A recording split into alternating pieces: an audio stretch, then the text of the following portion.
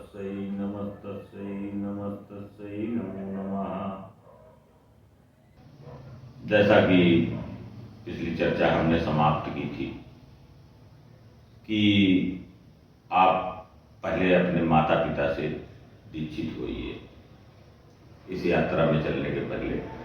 तो निश्चित ही लोगों ने किया होगा, जिनके सशरीर माता पिता विद्यमान हैं, सौभाग्यशाली हैं। ऐसे लोगों ने सशरीर अपने माता पिता से दीक्षा ली होगी या आज्ञा ली होगी। दीक्षा का मतलब कि अब हम एक अलग यात्रा में चलेंगे। अभी तक आप सांसारिक यात्राएं, सांसारिक जो है सब जितना भी सीखा होगा, जिसकी जो उम्र हो, और सारे अनुभव होंगे सांसारिक, लेकिन अंदर के अनुभव जो हो वो अलग प्रकार के होते हैं।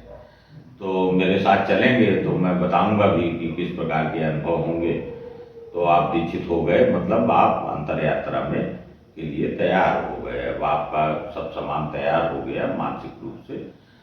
तो अब आप जो है दिनचर्या अपनी जैसी भी हो बिताइए।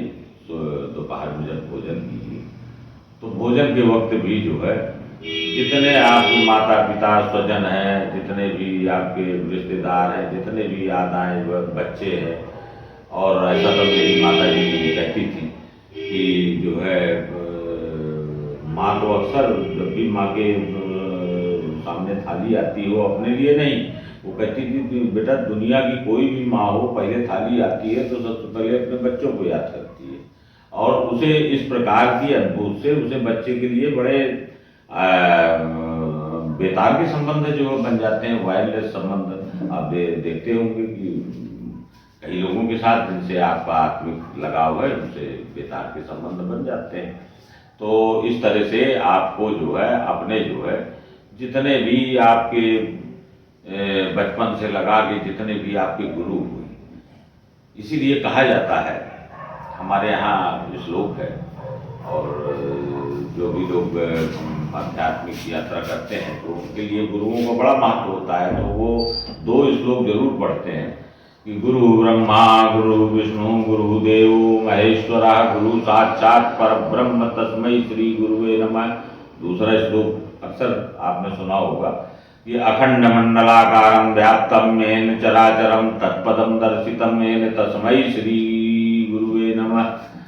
तो इस अखंड मंडलाकार में जो भी आपके सामने आए हैं, जिन्होंने आपको सिखाया है, वो सीख दी है, वो सब आपके गुरु के समान ही है। मतलब वो आपको प्रकाशित करके गए हैं कुछ न कुछ आपके ज्ञान के तंतु जो है, कोई क्रिया, कोई विधि, कुछ न कुछ जिनने भी प्रकाशित किया है, उन सभी गुरुओं को जो है प्रणाम करने की हमारे यहाँ प्रक्रिया है। और ऐसा इसलिए किया जाता है। अध्यात्म यात्रा में एक चीज और समझिए, बहुत आवश्यक है कि आप जो है सब पे श्रद्धा रखिए और सबका सम्मान कीजिए। आप भेदभाव से, अगर भेद जरा भी है तो फिर अंतर यात्रा में बहुत बाधाएं आती हैं और अंतर यात्रा हो भी नहीं सकती। हमारे उपनिषद में भी कहा गया है, इसके लक्षण बताए गए हैं कि आप साधना में उतर गए हैं तो कैसा कैसा महसूस होगा। ऐसा होता है कि यस्तु सर्वाणि भूतन्य आत्मन्यवानुपश्यति सर्वभूतेषु चात्मानं ततो न विचुच्यते।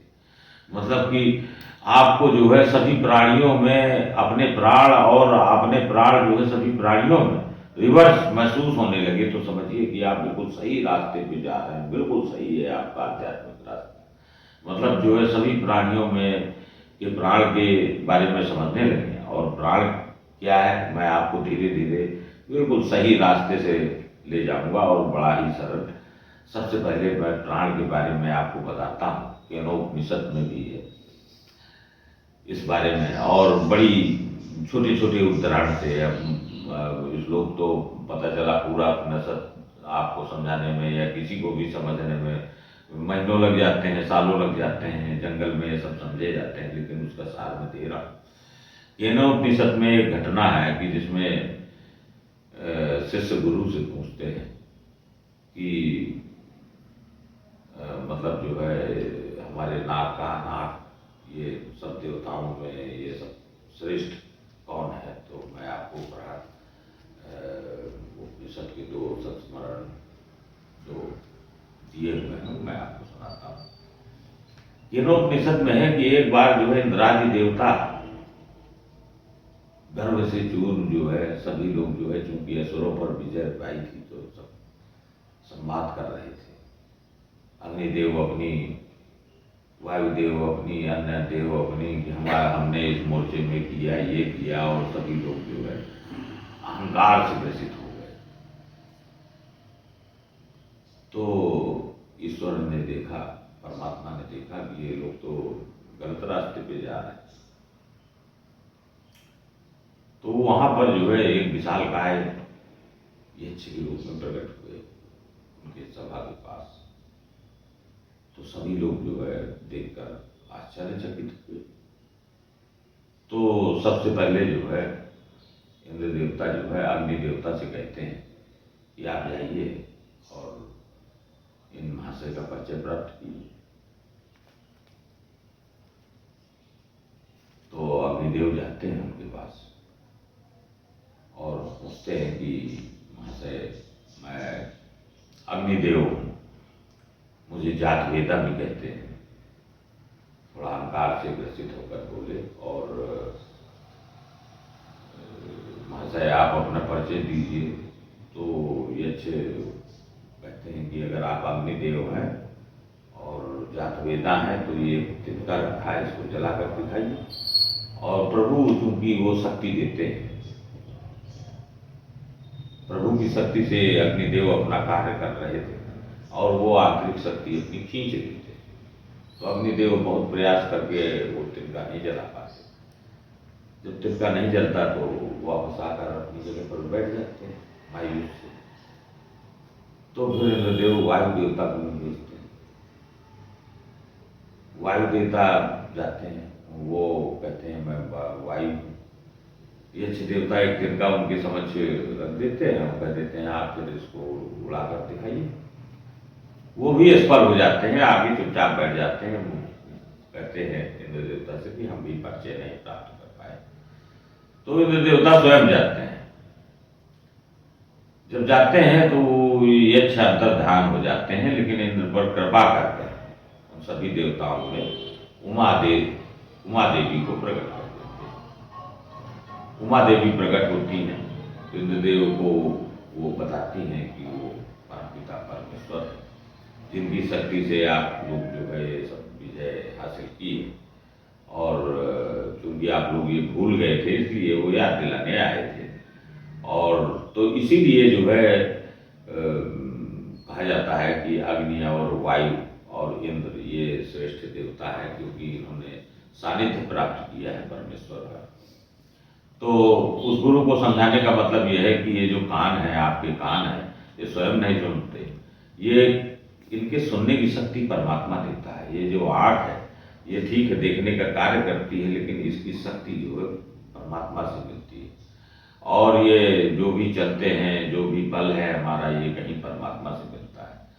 तो अब इस चीज को आप सब जानते हैं, लिखा है, सब लोग मान लेते हैं, लेकिन अनुभूत नहीं कर पाते। इस यात्रा से आपको सभी कुछ अनुभूत होगा कि ये जितनी भी संस्मरण है जो मैं बोलता हूँ ये आपको अनुभूत में आएंगे।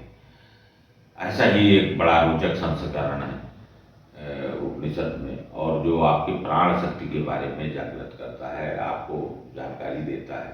बाकी तो आप स्वयं जो है इसको अनुभव करेंगे अपनी अंतर यात्रा में कि एक बार जो है 8 कर्मेंद्रियां और 8 आपकी वो 5 कर्मेंद्रियां, 5 ज्ञानेंद्रियां और 4 आपके अंतःकरण,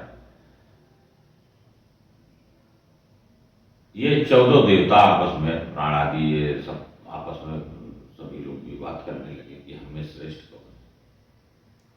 जब विवाद काफी बढ़ गया तो उनको बताने के लिए कि कौन सर्वश्रेष्ठ है, प्राण देवता ऊपर उठने लगे। अपने वो प्राण देवता इस शरीर में 5 भागों में विभक्त करके रखते हैं, जो आपके शास्त्र में है कि प्राण, अपान, समान, व्यान और उदान। इसके बाद 5 उप प्राण भी होते हैं, नाग, कूर्म, क्रकल, धनंजय इत्यादि। तो ये हम आपको बीच बीच में बताते जाएंगे, क्योंकि ये अति आवश्यक है। ये इसलिए आवश्यक है कि जैसे कि अब हमको आवर्त सारणी जो लोग याद किए हैं या कुछ याद करना होता है तो उसको एक शार्ट नेम बना लेते हैं। तो इस प्रकार से जो है याद करने के लिए तो इन जितनी भी वायुएं हैं तो उनको और उनके नियत स्थान और उनको बड़ी श्रद्धा के साथ जो है हम लोग याद करेंगे, और उनको सिद्ध करने के अलग अलग जो है उनको अनुभूत करने पे अलग अलग प्रकार की सिद्धियाँ प्राप्त होती हैं, जिससे कई प्रकार की शक्तियाँ प्राप्त होती हैं जो आपको रोगों को दूर से ही भगा देती हैं। आप ये समझिए कि हमारा लक्ष्य क्या है कि निरोगी भी होना, क्योंकि निरोगी ही जो है पूर्णत्व को प्राप्त पूर्णत्व अनुभव निरोगी को ही मिलेगा। तो इसलिए ये चूंकि मैंने बताया कि प्राण ऊर्जा, तो प्राण के बारे में मैंने इसलिए अधिक बताना उचित समझा और आप इसको गंभीरता से समझें, क्योंकि आप नाभि से सांस लें, तो नाभि से सांस लेंगे तो ये आपके सभी प्रकार के जो प्राण हैं, प्राण ऊर्जा, जिसके न रहने पे सभी जितनी भी इंद्रियां सबको बाहर निकलना पड़ता है, तो इन प्राण इंद्री को आप जो है सशक्त करें। सशक्त कैसी होती है? ये सिर्फ वायु से होती है। वायु जो आपका संचालन है शरीर में, और वायु के अनुशीलन से अनुशासन से आपकी प्राण ऊर्जा जो है सशक्त होती है, और जितनी प्राण ऊर्जा सशक्त होती जाएगी आप उतने स्वस्थ होते चले जाएंगे। जितने स्वस्थ होते चले जाएंगे उतने जो है आप प्रसन्न होते चले जाएंगे, और मानसिक रूप से भी जो है आप प्रसन्न होते चले जाएंगे। और जब आदमी शारीरिक रूप से और मानसिक रूप से दोनों रूपों में प्रसन्नता प्राप्त कर लेता है, उसी को आनंद कहते हैं। तो हम लोग जो है आनंद की प्राप्ति की यात्रा में ही हैं, इसको आनंद की प्राप्ति की यात्रा भी कह सकते हैं। तो हम अंतर यात्रा में आज ये बताया हमने आपको, और कि जो है सुबह से क्या रहनी चाहिए दिनचर्या और साय क्या रहनी चाहिए। जिन लोगों को रात में नींद नहीं आती, बहुत लोगों की समस्या होती है कि रात में उनको नींद नहीं आती, वो परेशान से रहते हैं, उनको किसी चीज़ का सहारा चाहिए।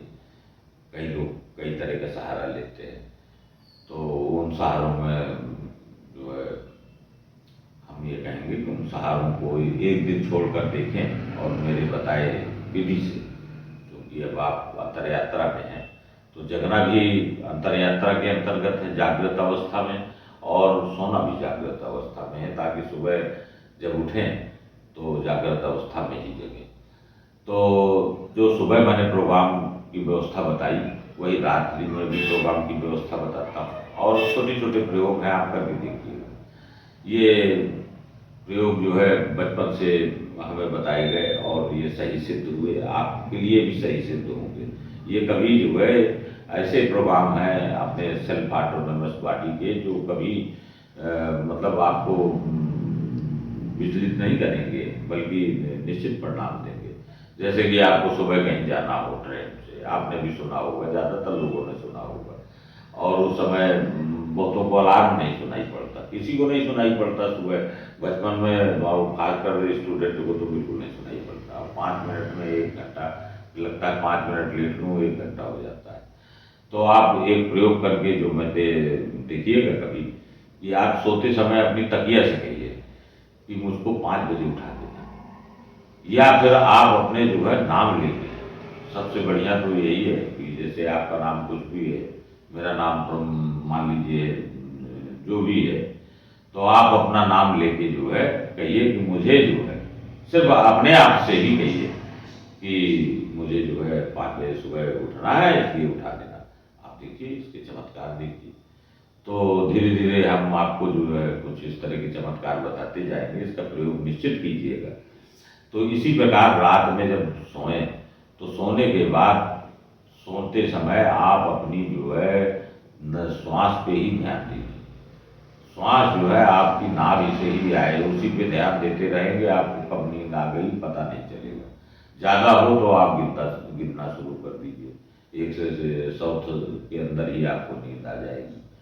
और कुछ ज़्यादा ही नींद ना आने की प्रॉब्लम है तो आप सबसे उल्टी शुरू कर दीजिए।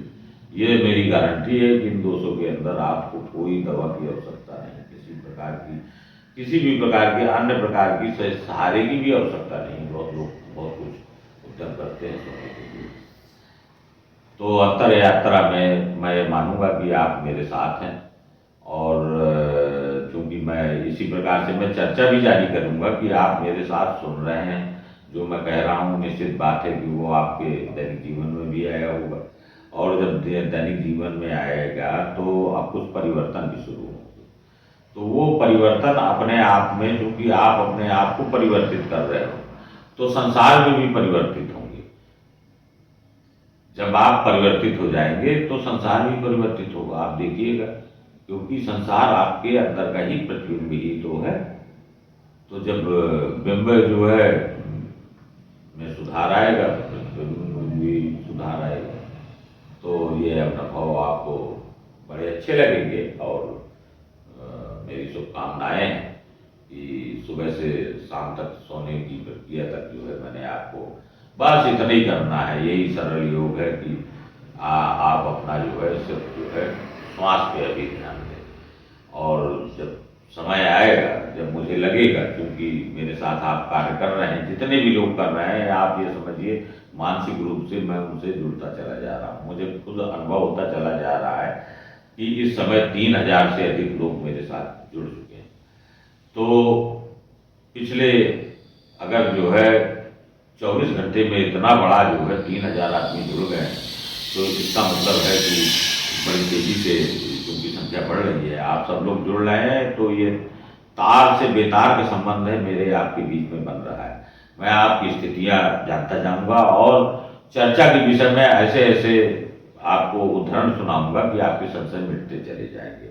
आप ये देखिएगा कि मैं आपको जानता नहीं, लेकिन कैसे मैं आपके मन की बात जान गया, ये आप खुद अनुभव करेंगे, और आगे देखते जाइए, और सभी के संशय हम दूर करेंगे।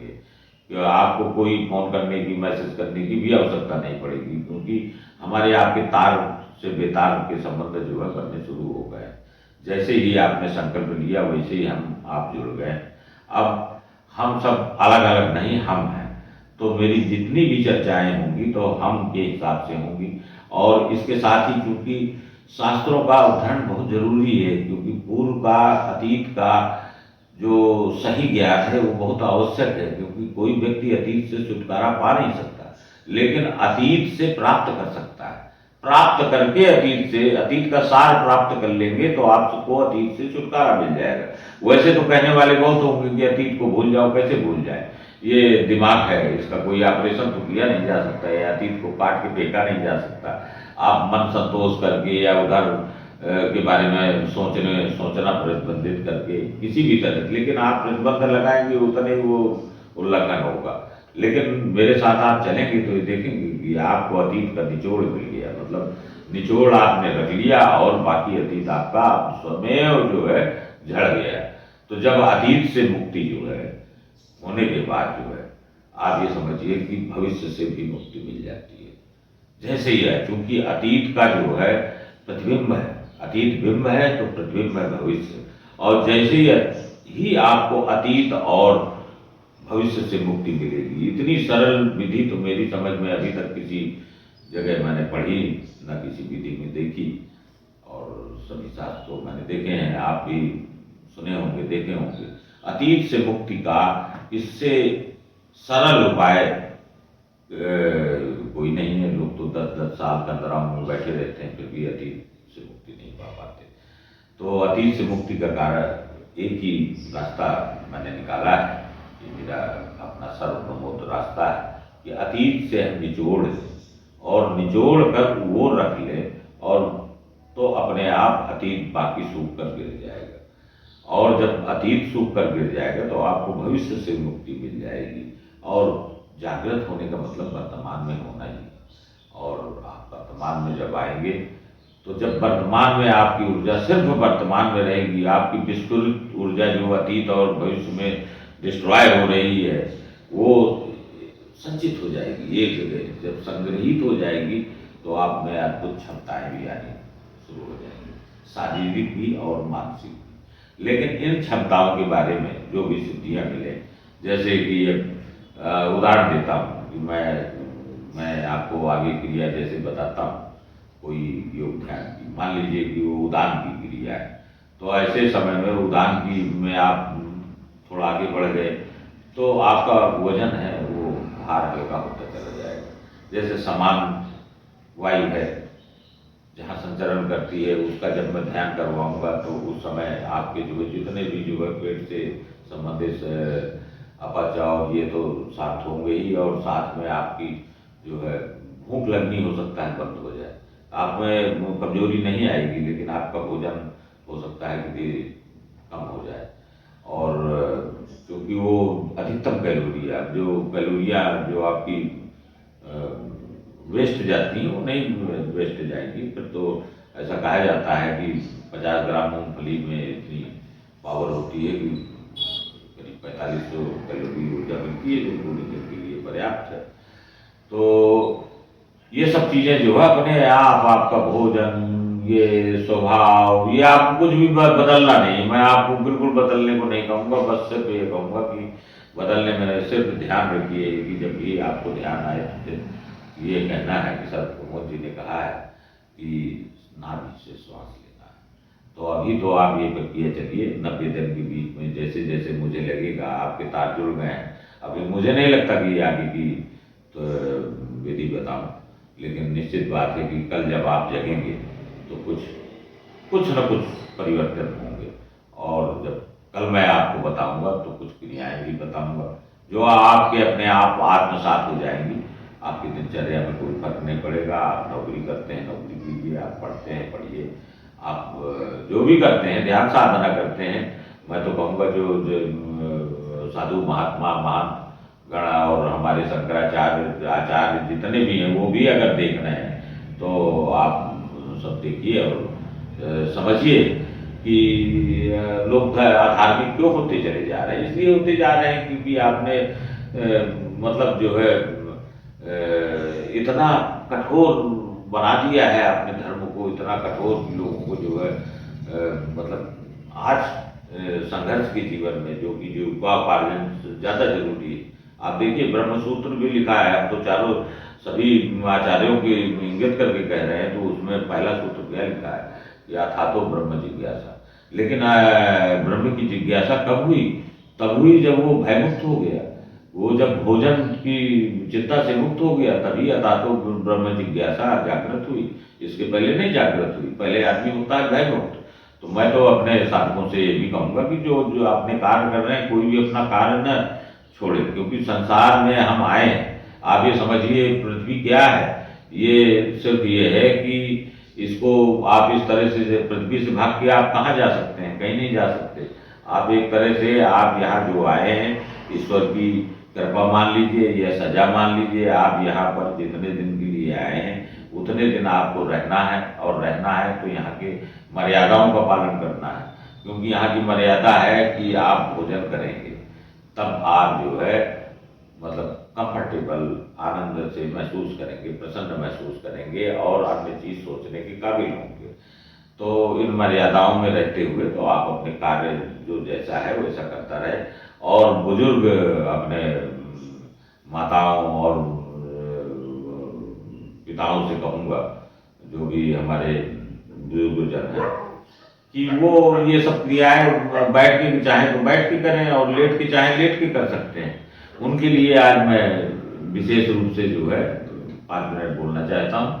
तो जो बुजुर्ग हैं उनके लिए मैं ये कहूँगा कि आप जब लेट जाते हैं तकिया हटा दीजिए, सीधे बिस्तर पर लेटें और सबसे पहले अपने पैर के पंजों से शुरू करें और पंजों का ध्यान करें।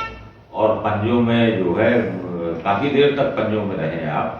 जब ध्यान में आ जाए, आपके अनुभूत में आ जाए कि हाँ मैं मेरे पंजे हैं और आप महसूस कर रहे हैं, तो उनको उन्हीं पंजों पे काफ़ी देर टिकें। फिर धीरे से आगे अपने घुटनों में टिकें, सब पूरे पैर, दोनों पैर, कमर, फिर दोनों हाथों के पंजे, फिर दोनों बाहें, मतलब दोनों हाथों को महसूस करें। फिर पेट को महसूस करें और सीने को महसूस करें, गले को महसूस करें। आप देखिए सब अनुभूत में आते जाएंगे।